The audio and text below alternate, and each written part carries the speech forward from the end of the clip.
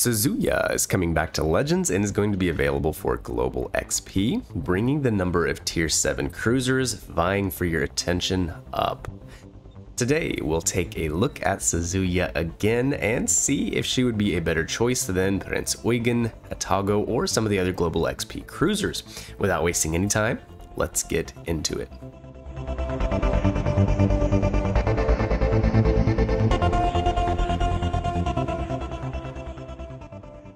Alright, let's talk about the build. We'll look at Suzuya's stats, and then gameplay style before giving our final verdict at the end. The game in the background is on Estuary. If I had it to play again, I would probably do it differently. We can point out later why. Build-wise, for Suzuya, you could use aiming systems in slot 1 or also consider main battery mod 2 in slot 1 if you find yourself out-turning your turrets, which could happen. This is a very agile ship. The game in the background, we are using main battery mod 2 in slot 1. On top of that, we are using double rudder and main battery mod 3 in the final slot. Our paid build, the one that's in this game, Azuma Atago with Ingenious and definitely Arsonist. We're using Kutusov and Muller, so it's not really a full agile build by any means. It's more of a hybrid, middle-of-the-road approach that I usually take. The free commander, I would use Makawa and I would build it about the same way. On to the stats. She has average to below average health, and the same could be said for her heals. They give her back about 6,300 health apiece. The armor is very much that of a light cruiser and is one of the biggest issues that I see with this ship.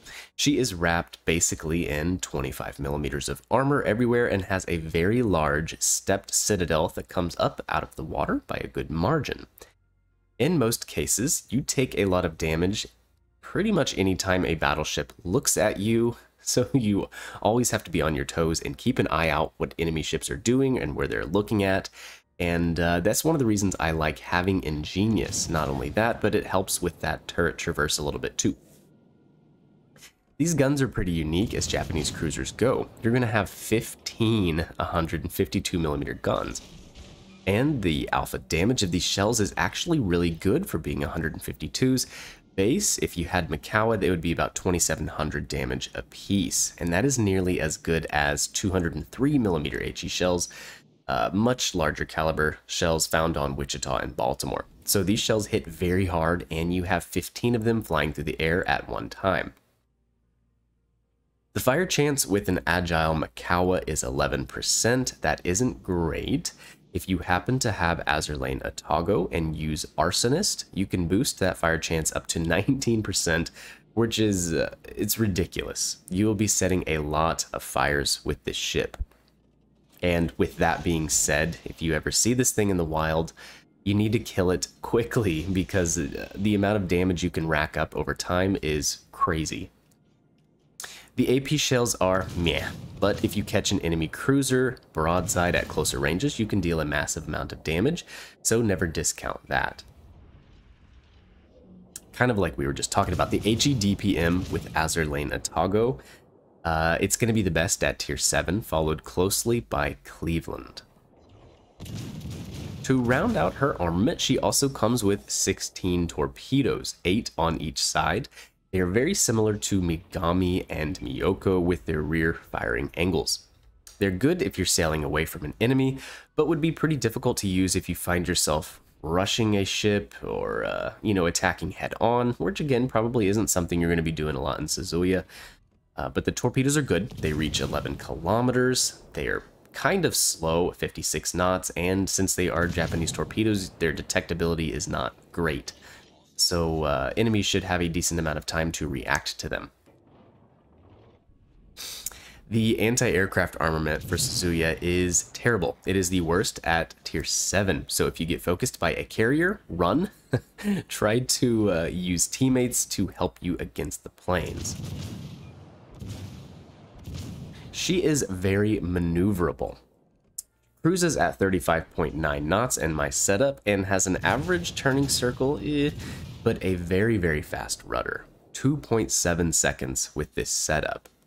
For the heck of it, I tested a full agile build with Makawa, Soundwave, and Azur Lane Baltimore and got the rudder shift down to 1.5 seconds. I believe this is the fastest rudder for a tier 7 cruiser. I could be wrong, but very, very, very fast. Can be a slippery and hard ship to hit.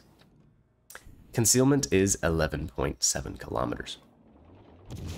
So with that kind of mobility, it sets the stage up for how the ship really is designed to be played. And to me, that is from longer to medium ranges in a support role, dealing out massive amounts of damage. Suzuya is very good at that. With the fires and the great HE alpha, you can rack up big damage numbers.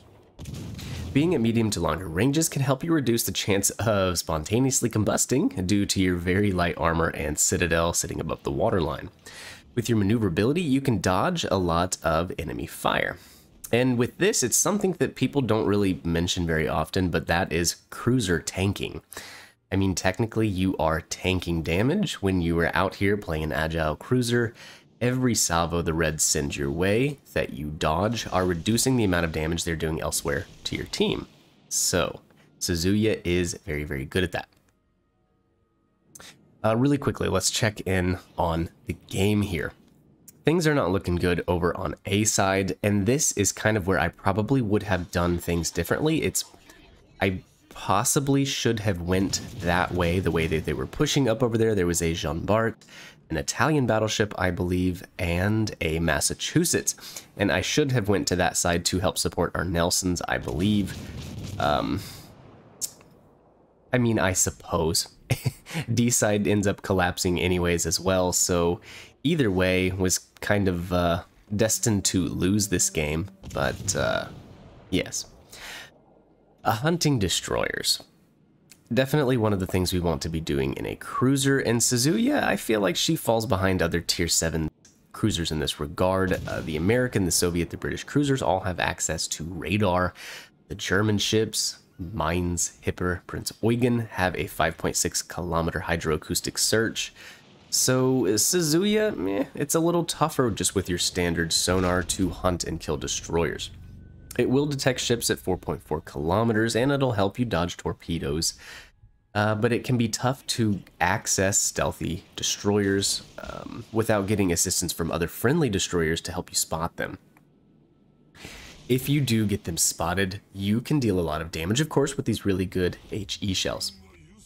Now, the question is she worth 750,000 global XP? And I think to answer that, we really need to look at the other tier 7 global XP cruisers that you have access to. Azuma, Atago, Prinz Eugen, and I can't really remember if Siegfried is currently one of those or not. If it's not, I bet it will be, because it's just mediocre enough to offer it for free. Now, largely, I would say the tech tree counterparts for Prinz Eugen and Atago are currently better than their global XP brother. Hipper. When Hipper was buffed, it now has a faster stock reload than Prinz Eugen by probably more than a second. It has a better armor scheme and a smaller turning circle. So really, Prinz Eugen is not in a great place right now. It does have better torpedoes. They reach out to 8 kilometers, and it has the option for a reload booster if you wanted to give up your amazing German hydroacoustic search. I don't know many that do. So there is that. Hipper, probably better than Prinz Eugen. Now, Atago. It has a little bit better deck armor than Mogami and better torpedo firing angles, but it also has a slower base gun reload than her tech tree sister. Again, you would have to decide if just having the free tech tree ship with the better DPM is worth it or not. Azuma. Well, Azuma, she's an interesting ship, but not what I would call competitive at all. It has a very, very long reload for 310mm guns, longer, much longer than Alaska and Odin, or, you know, other ships with similar caliber guns. So with these comparisons, Suzuya is looking pretty darn good, if you enjoy the kind of gameplay she offers. And that's where my opinion is going to come in here. Without radar and with the terrible armor scheme, this is not the best ship to play solo. You're going to have a difficult time carrying in Suzuya. You can't make a lot of super aggressive plays, because if you do, you're inviting the risk of getting removed from the game in one battleship salvo. And with this, frustration can start to mount. I played around 10 games to refresh myself on Suzuya and found myself losing a lot of them whilst being at the top of the boards every time. So, like I've said, the ship is a damage monster, but damage does not win games. Doing things like killing destroyers, contesting caps, and so on and so forth, that's how you're going to win the games, and I see Suzuya having trouble with that on her own. This ship would be excellent in a division, however, so that would be something to consider. And I didn't mean to say that as bragging, being on top of the boards. I'm just kind of pointing out this is not the easiest ship to solo carry, and you can play good games and, you know, be your top performing person on your team and still lose and lose and lose and lose. Anyways, as tier 7 goes, I think Suzuya is very solid and an excellent addition as a global XP ship. She is really strong. If you have Azerlane Atago, you can have one of the best fire-starting kiting cruisers in the game. If you're working with a good division, you can also have some great success in winning games and yada yada yada. Well, this game, very clearly a loss. Yeah, I probably could have done a couple things differently, but it was just hard to get aggressive with battleships kind of pushing up. The Italian battleship at the beginning, and then the JB and the North Carolina on this side. It is hard to get close to battleships in Suzuya. But anyways, be sure to smash that thumbs up button for me, guys, and subscribe to the channel with notifications on so you do not miss any future videos. Let me know in the comment section down below what you think of Suzuya. Do you think Prinz Eugen's better, or Atago is a better choice, Azuma? Anyways, I will catch you guys in the next one. See ya.